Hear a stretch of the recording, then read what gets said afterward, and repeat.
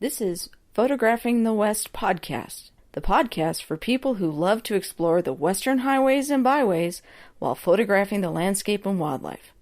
And now here's your host, Kirby Flanagan. Hello, and welcome to episode number 85 of the Photographing the West podcast. I'm your host, Kirby Flanagan. My goal for this podcast is to interview interesting people doing interesting things. Today's guest is no exception to that rule. It's a great pleasure to introduce to you wildlife photographer Isabel Edwards, better known as Izzy. Welcome, Izzy. Hi, Kirby. Thank you for having me here. It's my pleasure. Turn off my phone here just so it doesn't ring. So tell everybody about yourself and how you got started in wildlife photography.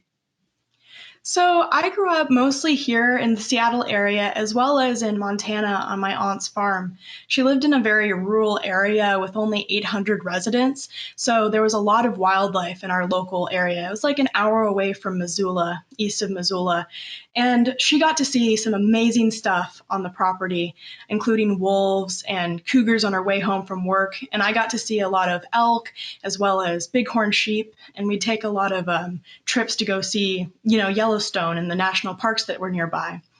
So that's really where I started developing my love for wildlife, was on that farm where I could see such a variety of amazing mammals, as well as our farm animals where we had horses and sheep and ducks and chickens, and got really hands-on experience with animals, which was amazing. As well as growing up here in the Puget Sound region, which is an amazing, exceptional diversity of wildlife, as well as marine mammals, which I really locked on hold to really early on. So here in the Puget Sound, I was able to see orca whales, which was amazing because I grew my passion for orcas through the movie Free Willy that I watched when I was like 7 years old. And so after watching Free Willy, I begged my dad, I was like, we have to go see the orcas in the wild. And after a couple trips of, finicky wildlife and the orcas not showing up, I was able to see the southern resident killer whales from San Juan Islands. And that was one of the definitely most memorable wildlife experiences that got me, really kickstarted my love and passion for animals.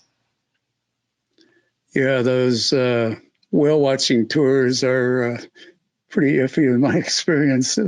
Sometimes you see something, sometimes you don't. And if you do see it, a lot of times they're a long ways away, but they are fun to do. That's for sure. So I've been curious, where have you been able to get all those pictures of foxes that you're posting? Oh, so for the foxes, all over Washington and Montana, there's so much. I've had a lot of experiences with wildlife with the foxes specifically. The foxes, mostly Mount Rainier National Park, as well as Kitsap area, and in Montana, all over Glacier National Park and in Yellowstone National Park, we've been able to have some luck with the foxes.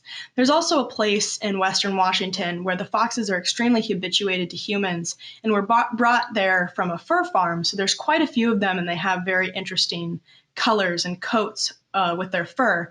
These foxes are really incredible, but I haven't been able to see them this year due to COVID-19, and the accessibility of going out and doing things is not so great this year. So I've seen those foxes quite a few times. But mostly my favorite experiences with foxes has been with the most skittish ones. This spring, I had the opportunity to stay by my car and watch a fox kit den in somebody's backyard. And this fox kit den was in a storm drain, and the little fox kits were extremely skittish of people. So I would stay in my car and wait until I saw like a little bit, some ears poking up out of the den, and I would slowly get out of the car and walk up towards the den. And it takes a lot of patience. I think I spent probably 18 hours sitting either by my car or in my car, just waiting for the foxes to poke their ears out of the den or for the mom to come back with food. And I only got about 30 to 40 minutes of actually photographing the foxes in action because of how skittish and how elusive they were being. Wow, you have incredible patience, which is a good characteristic for wildlife photographers for sure. So talking a little more about your portfolio, portfolio. How did you develop that? You've got a wide variety of wildlife in there and some really amazing shots. So basically, talking about the orcas specifically, that's really how I started developing my wildlife portfolio. Was really my love and passions for orcas is what drove it to accelerate over the years. So I started when I was maybe about like 7 to like 11. I got to see my first orcas in the wild, and I was able to photograph them, but from a distance as we were watching from on land. And that was amazing. But as I started understanding the orcas more, their behaviors, and as well as the individual members, because here in the Puget Sound with the southern resident killer whales, we have pods, which the most famous one, the J pod, as well as J, K, and L pod. And the total of those, I think right now we're at 72 members, which is extremely low. The orcas are extremely endangered and were listed as endangered in the early 2000s. So I was able to go out and see these orcas as I volunteered on a whale watching charter boat when I was 12 years old. I think I was 12 or early 13. I was able to volunteer on this whale watching boat as a marine naturalist. So I educated tourists and visitors on the boat about the ecology or the more about the geographic and the marine life that we have in the Puget Sound. As we're going out on the tour boat, we're seeing, all sorts of marine birds. We're seeing seals, sea lions, and the orcas, which was the main goal. And so doing that, I photographed pretty much almost every member of the southern resident killer whale population. And since I was able to do that, I was able to really build my portfolio of marine life. Mostly with the orcas, as well as a lot of marine birds and sea lions and seals and all sorts of stuff. And as I was pushing through that, unfortunately, the southern resident killer whales, since they're so endangered, whale watching is now prohibited of the southern resident killer whales in Washington state. So since I was unable to go and see my favorite species and subject to photograph, I started more turning towards birds and owl photography, mostly raptors. And as I was pushing towards this, I discovered that I really had more of a passion with the animals that were more resilient and less vulnerable than the orcas. Because I do feel pretty bad about contributing to being one of the boats on the water that was watching the whales. And I just feel a lot better being in the wild with the owls, which are a lot less vulnerable to human disturbance. So when I was able to watch these owls, it started just kind of simple and, around the parks in my nearby, just the nearby neighborhood, we have parks where the barred owls and the great horned owls reside. And I was able to see those. But as I started growing a passion for the owls, it just tumbled into, I have to see every one. So, I started looking and I had goal species that I was hoping to photograph. And over the time, so far I've been able to photograph 12 of the 15 species in Washington state of the owls, which really helped me build my portfolio as I was going through just phases of what I wanted to photograph. Sure. That's pretty amazing that you got that many. You're pretty dedicated to your photography, I gather. Particularly the great gray owls are hard to find and hard to photograph. I know from personal experience. Oh, yeah. Nice. Yeah, the great gray owls, they're actually my favorite species to photograph. I think I've spent the most of my time photographing owls is with the great gray owls. I have a couple friends up in Alberta and southern Alberta, and they have property where they literally have the great gray owls in their backyard that hunt, and they get to watch them from the deck, which is really incredible. And my first time seeing the great gray owl was in Alberta, just driving the farm roads. We didn't really have a set super set place to go look, but we were excited to go between small rural cities and just drive up and down the farm roads and searching and searching. And we spent a couple days looking for them, and they are so camouflaged and elusive that we finally did see one, and he was completely camouflaged up against I believe it was either an alder or a birch tree, and all you could see is his little eye kind of peeking out the side of the tree. And my heart stopped when I saw him for the first time. I was like, it felt like I had been punched, but in a good way. I was like, oh my gosh, there he is. And we stopped the car, and just seeing that owl was definitely one of the greatest experiences I've had in finding raptors and wildlife. Yeah, several years ago, when I was living back in Ohio, a friend of mine and I drove up into Canada following a report of a great gray owl. And yeah, I agree. That was an amazing experience. This one was particularly okay with people being around. And at one point, he came and landed on a fence post about 6 feet from me. So all I could get was a head and shoulder shot.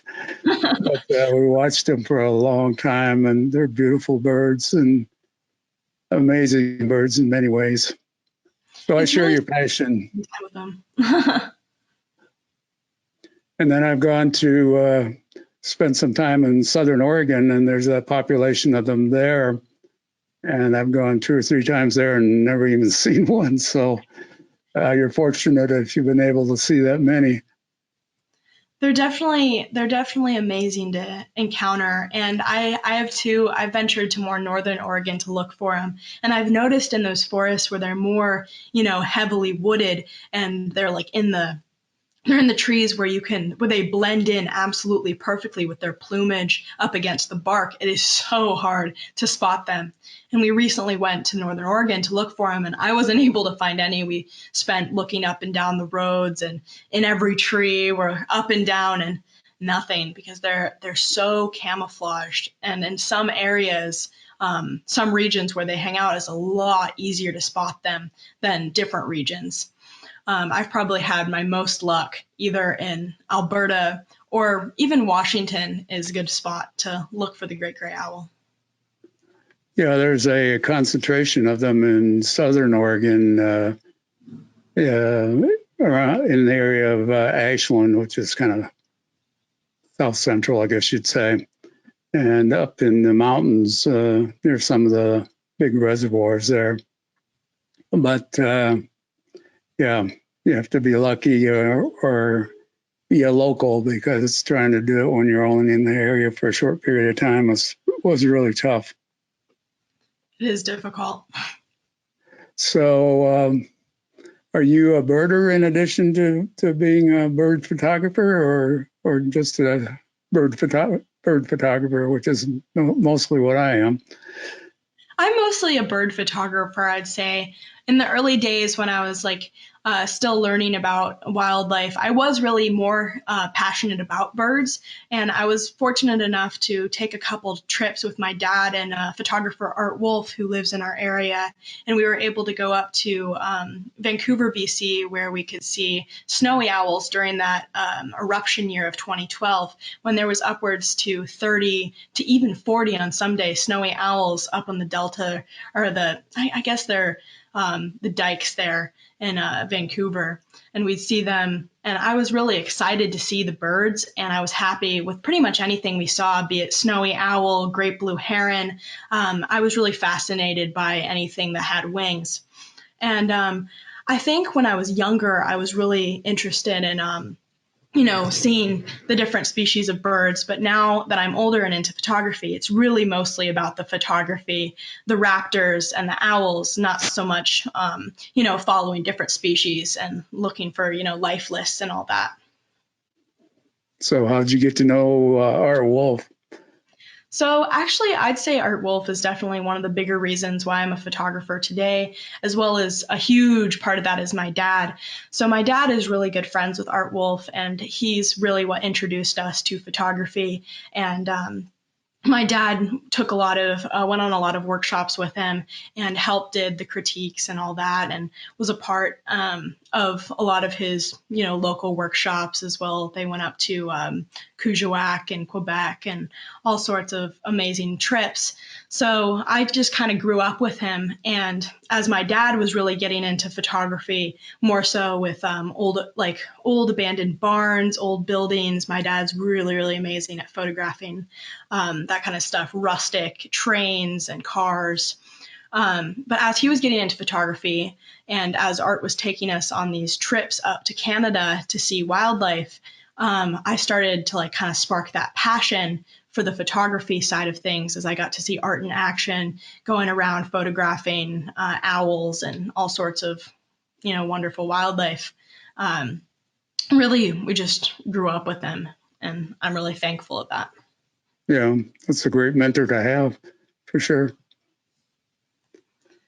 So, talked a little bit about the kit foxes. Can you talk a little bit more about this area that you were talking about before, where they're acclimated to people? Or is that something you want to keep? Yeah, I Okay. can talk about it. So up in Western Washington, this area where we see the foxes, many people, so I think I've been photographing that area for about 5 years now, and seeing generation of red fox. And so these red foxes on the island, there's probably about, I'm not sure exactly, but if I could guess, maybe 6 or 7 well-known adults, maybe 5 of which consistently have babies in dens every year. And so a couple of these foxes that we've gotten to know just by their facial features and what they look like, we've been able to follow them and see them go through every den that they've had every year annually. And that's really an amazing experience. The species is red fox. However, their coats are definitely interesting colors, as I mentioned before. I believe the story is in the 50s that they were brought to the area from a fur farm and let loose to kill the non-native rabbits that are on the island. They're huge rabbits. They're about this big. And the rabbits that stay there are really what are the reason why the foxes are there. They were brought there to kill these rabbits that I think were intended for the lighthouse keepers. And so these foxes' populations just grew and grew over the years due to these rabbits that were everywhere. And so these fox colors kept coming out that were just so interesting. I think there was like a gray color. It was grayish blue one year that one of the kits had. There was black and silver, red and super light red, almost a shade of tan or orange. So amazing coats on these foxes. And so it drew a lot of attention. And in the early years, especially like 2016, 2017, when I first was introduced to the area, there was pretty much no photographers there. Maybe 1 or 2 you'd see every season with the kits, and they'd be hanging around. But it wasn't until 2018 that the area was more discovered by photographers. And by 2019, people from all the way from across the world were traveling just to see these foxes in Washington State, which was really quite incredible because when I showed up for 2019 to come see the foxes, I'm all excited. I've been doing it for a few years, and I was astonished with how many cars had collected in the area just to see all the foxes. And sure enough, we go into the field where the dens reside, and there's upwards to 30 people just lined up around the dens waiting for the foxes to come out, which is definitely an interesting thing that the internet has introduced to photography, is with the more integration of social media with photography, and people are able to share sites like, oh, go here to see this, and this is where I saw this. It really gathered a lot of attention to certain spots that before hadn't seen nearly as many photographers or even tourists in the area. And it's hard to say if this is a good or bad thing. Many see it as bad as it affects the foxes' lives, which is definitely a part of it. But it's been interesting to watch how the fox's fame has really captivated North America, and people driving, flying from across the country just to see the weird-looking coats and colors, the unique foxes of Washington State. Yeah, there's something attractive about foxes as much as any other species, I guess. Maybe more people are attracted to wolves, but foxes are certainly up there near the top of most people's interest in wildlife, I think. Let's switch gears a bit and talk about your gear, what you use for your photography. Oh yeah, so I use the Canon 7D Mark II currently, paired with the Sigma 150 to 600 contemporary lens. But throughout learning how to do photography, I was using the Canon 40D lens, which is my dad's lens, or not the lens, sorry, the camera body, which is my dad's camera body, along with the original generation 100 to 400 Canon lens. So that lens is about 22 years old now, and it lasted us a really great time. And I think it's only been a year since I've switched to the Sigma 150 to 600 lens. And before that, I had a lot of good memories with the 100-400. It was a great lens to learn on, especially with the foxes. It wasn't so great for bigger wildlife like bears. They're too far away to get a good capture with that lens. But animals that I was able to encounter more closely, like that lens was great for the whales coming by on some lucky days when they would breach next to the boat. That lens was great for whales and orcas. But now I'm using the Sigma and I love it. I personally, it's a very affordable lens. I think it was around $800 on the Christmas sale, and it's an extremely affordable lens and it's wonderful. I love the way it performs. It's a little bit slow sometimes, but it's really, really sharp. And if I'm able to get, a good focal length of about like 400 millimeters, I'm able to get some really sharp, amazing shots. And so I really like the gear I'm using right now, but I hope to possibly upgrade in the future to I think a lot of my friends are holding out for the Canon R5 mirrorless camera, but we don't really know much about it as it hasn't really, not a lot about it has been leaked by Canon yet. So we're still holding out to see what that camera will be like. But so far, I'm happy with the Canon 7D Mark II. Yeah, it has a good reputation. How does the Sigma 150 to 600, how does it do at the extremes of focus?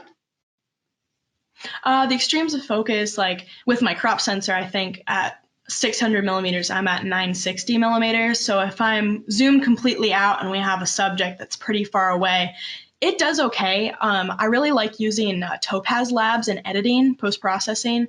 I use the Topaz denoise, which it's just like a singular buy that you can get, and I think it was like $80, maybe $50 on sale, and it really helps with reducing noise in the image. So if I'm shooting from like my max focal length and we got the subject that's really far away and it's a little bit grainy, I can kind of bring it back with some post-processing. So I like the Sigma at the I like its reach. But I think the prime best images I'm going to get with it are at 500 millimeters or 400. Yeah, I have the Tamron version of that lens, and I'm finding the same thing at 600. It seems to be a little soft, but does well at in the range you described. So talk about the software you use. You mentioned Topaz. Yeah, so I mostly use Lightroom. I've had the best luck with Lightroom over the years as it's just like, it's really good, it's simple to use, and there's many YouTube videos that you can discover all the possibilities of Lightroom. But recently, I started with the Topaz denoise, and I really love it. I like it a lot more than the denoise you can achieve in Lightroom or Photoshop, and I think a lot of people have taken to Topaz denoise. Topaz has a whole bunch of different like add-ons like sharpening, and I'm not sure the others, but I know sharpening, Topaz sharpening is a big one. I haven't had the best luck with Topaz sharpen, but Topaz denoise has definitely been great. It's if you overdo it, the photograph can look a bit more like Play-Doh, which is quite noticeable in some images if it's a little bit overdone. But for the most part, Topaz has been great as long as you do it lightly and monitor how you use it with certain photos. Yeah, I've heard good things about it. I haven't tried it myself, so I guess I need to do that. Do you do any video at all? I actually really want to get into video. I have a couple clips, especially of the great gray owls and their behavior with other bird species harassing them. I have a couple videos of that, which I really like. I love animal behavior, and I really want to dabble in more video. However, I haven't come across a great way to process video yet and get it out to the public on social media via Facebook or Instagram. I'm working more on it. I just think I need some different like software on the computer in order to have a good editing system for photo or for video. But I do like it. Most people seem to go either with Premiere Pro or OBS, which has a free version. Okay. I've been using Premiere Pro, and yeah, there's definitely a learning curve, but after doing a few, you sort of get the hang of it. So not impossible, but not easy in the beginning. So when you're out in the field, do you use blinds or camel gear or anything special, or just go as you are? So right now I really practice with patience.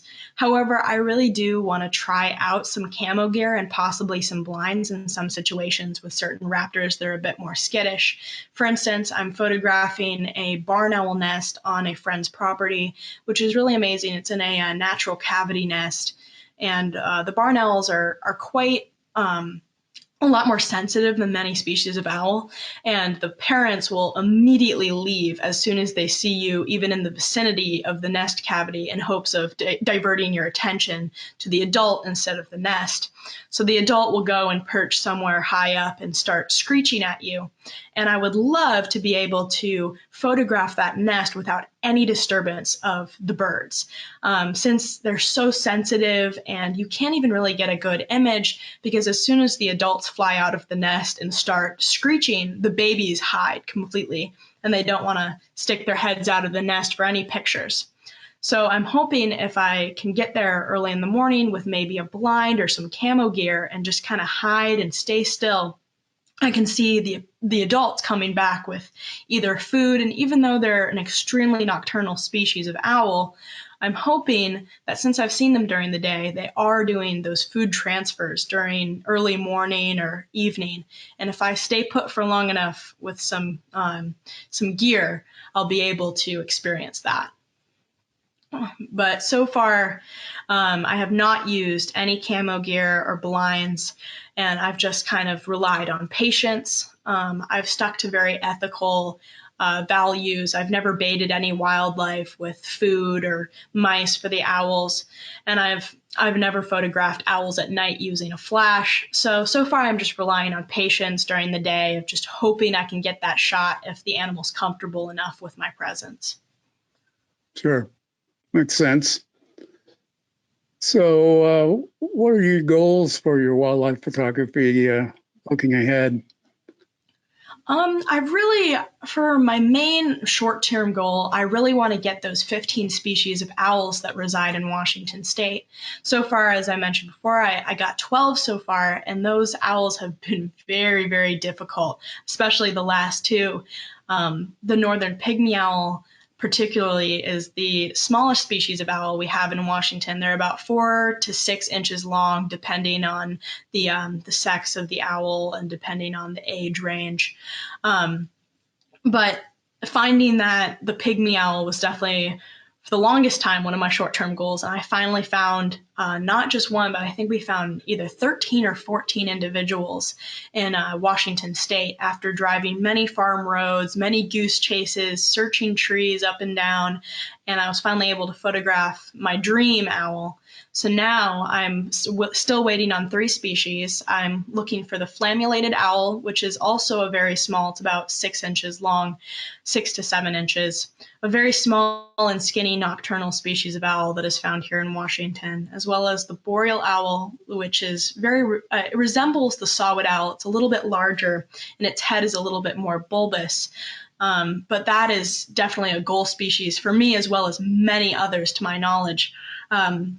The boreal owl is quite elusive and difficult to spot. And the third one being the northern spotted owl, which for many reasons is hard to find. Main one being they're almost extinct. They're extremely endangered. There's been a lot of forestry plans to try and help their habitat recently. Their cousin, the barred owl, which is from the East Coast naturally, has moved over to the West Coast when we were doing the westward expansion, the Great Plains were planted with trees, which allowed the barred owl to move over to the West Coast, which in turn, the barred owl has completely demolished the spotted owl population to now there's only about 500 pairs in Washington, to my knowledge, which is extremely, extremely little. So a lot of conservation efforts are going to help that species, and I would love to see one, but I want to make sure it's the right time and a good place where I don't disturb that endangered species. For sure, yeah. So your goal, I guess, with your wildlife photographer long term is to become a professional photographer. Do I understand that right? Yeah, I think so. Basically, for my long-term goal, I hope to go on many trips to see a lot of wildlife in other countries, as well as some goal species here in the States. But as for becoming a professional photographer, I really love photography, and I'm hoping to go towards that direction. But as for more of a main career, I'm really hoping for park ranger or something that I can be out in the wilderness with wildlife and my camera, and hopefully professional photography can go hand in hand with that type of job. And that's like my goal I'm hoping for, is to be able to live with wildlife as a park ranger, somebody who works in the forestry, as well as having my camera by my side and pursue that passion. Yeah, and wildlife photography is good to have a day job, that's for sure. That's for sure. So what's next then? Are you going on to college, or where do you go from here? So what's going next, I think, is definitely, so right now I'm a junior in high school. Technically, my graduation year is 2021. However, in Washington State, we have an amazing opportunity called Running Start, where from the age of being a junior in high school, which is grade 11, to being a senior, those 2 years, you can jumpstart your college opportunities free from the high school. So I was able to sign up for this program, and now I'm by next year I'll be full time at Green River College, which is in Auburn here in Washington. So far this past year, I've been able to get my credits for high school, as well as get 15 credits per quarter at college, which helps towards my associate's degree. So hopefully by the time this time next year, I'll graduate with both my high school diploma as well as my associate's degree in college, which really gives me a great jump start and keeps the expenses low, as high school really helps pay for that, as well as I can just jumpstart into going to a 4-year college, possibly Wazoo or UW, either one, and get my bachelor's degree if I keep working by 19 or 20. Wow, that's pretty ambitious. Those types of programs are great. I know of some elsewhere, and it's great for people like yourself who are ambitious and want to be professionals. So good for you. So you have a major in mind at this point or not? I don't have a major in mind so far. I was thinking something along the lines of natural resources or possibly forestry. This past year in college, I have taken a lot of my humanities classes, which include photography. I did take a black and white film photography class, which I really adored. I loved that class, and I was able to experience film photography in the dark room and learn how to process my own photographs through film. And that was great. I took a lot of English classes, which go along with the humanities classes, and that was great. So next year, I'm hoping for all my science classes and math classes. So then I'll really decide what I really want to do. I'm hoping next year. Sure, that makes sense. So going back to your portfolio, one of the shots you have, which is pretty amazing, is of a young fox with a feather on its nose on the Oh, yeah. road? Did you get that? So the foxes, that was the fox den down in the Kitsap area of Washington. And I had the awesome opportunity to watch this den, even though we waited for 18 hours and only got 30 to 40 minutes of shooting. That was probably the best experience we had while shooting. When the foxes came out just as the mom brought back, I think this was when the mom brought back a dead opossum. And the opossum was probably, it was very young. It was probably only a few weeks old, and it was just completely mangy and just disgusting. And the fox kits weren't so interested in that. So they kind of were like, no, mom, I don't really want to eat the gross opossum. So they had a crow that had been killed either the previous night or previous day. And the crow was nearby the den, and it looks like the kits had not picked at it so far. It was pretty much intact. It was just kind of slumped over on the side in the grass. And when the kits came out to play, when the mother brought back the opossum, they kind of looked at the opossum. They're like, no, we're going to take the crow over that. So they went over to the crow and started picking at its feathers. And at some point, they picked up a feather. I'm not sure if they plucked it out of the bird or if it was already, in the wreckage of the poor crow. But they picked up this feather, and one of the little kits decided to start roll around with the feather, and he was throwing it up in the air, putting it on his nose, and kind of it was hilarious to watch. And she was rolling around on her back in the grass, and every now and then you'd see the feather flick up in the air, and then it would come back down, or she'll put it on her nose. So that was probably 3 minutes at most that we were able to watch that behavior. And during that time, even though they're very skittish, I was able to sneak onto my belly really, really slowly and with very slow motion and not looking the foxes in the eye, which is a big part of wildlife photography because many animals see eye contact as a threat. So I was looking through my camera mostly, going down on my belly, and I was able to get the blurry foreground of the wildflowers as well as the fox completely on its back with the feather on its nose. Cool. I don't think I've ever seen that photograph anywhere, which is pretty amazing in and of itself. So congrats on that. Thank you. So how did you make it to Yellowstone? So I haven't been to Yellowstone, unfortunately, since I was probably about 10 when we moved from Montana with my aunt. So whenever we went to Montana, we were able to go to Yellowstone, and my dad and I would mostly make the trip down there. It was probably, I'm not sure how long it was, probably another 5 or 6 hours from my aunt's home. We'd go down there with tents, and we'd go camping in Yellowstone. And those are a lot of my early memories of big wildlife like the bison and the grizzly bears as well as black bears. I think definitely my most memorable encounter at Yellowstone was there was a backup of cars, and we were probably a half mile back, and I was able to go out with my camera, and there was 2 wolves on the side of the road, and they were out in the field. This wasn't Lamar Valley. I'm not sure what part of the park it was, as I'm not so familiar with that from when I was younger.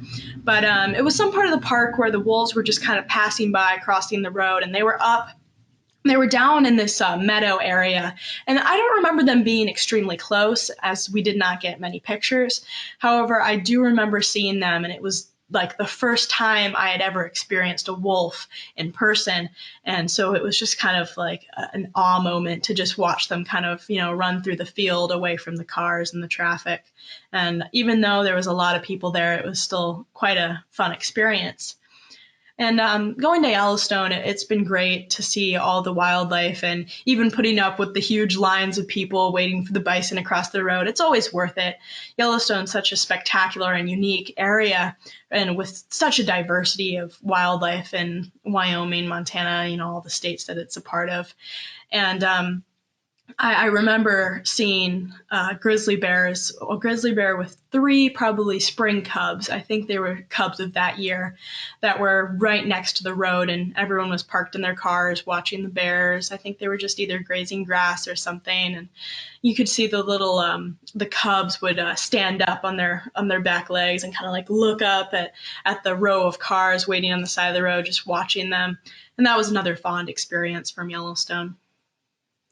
Yeah, they're great fun to watch and photograph for sure. Well, before we go, tell everyone where they can find you and your portfolio and all the things you're doing. Okay, so the place that I'm most found and I post most often is my Instagram. My Instagram handle is pretty simple. It's northwest_wildlife, and I post there every day, mostly owls and foxes, and you can find most of my work there, as well as my website, which is www.isabeledwardsphoto.com. And there's pretty much my whole portfolio and also different ways of contacting me via email through that website. And that's pretty much where I post. And Facebook, I'm just Izzy Edwards, Izzy Edwards. So I hope you guys can see my photos and see some of the experiences I mentioned on the podcast. Yeah, well, I'll be sure to put those links on the show notes along with your photos, and so everybody can enjoy what you've been doing. Thank you so much. Well, it's been great fun. Thanks for being on Photographing the West, Izzy. I appreciate the opportunity to get to know you better. I hope you'll come back as your career progresses. Awesome. The video version of this podcast is available on YouTube as the Photographing the West channel, and on my website at www.flanaganphotos, spelled FLANAGANPHOTOS.com. Bye for now, and we'll be back on June 30th with another interesting photographer doing interesting things. Thanks for listening to Photographing the West podcast. Please subscribe to the podcast in iTunes and leave us a review. Till next time, here's wishing you safe travels and good light.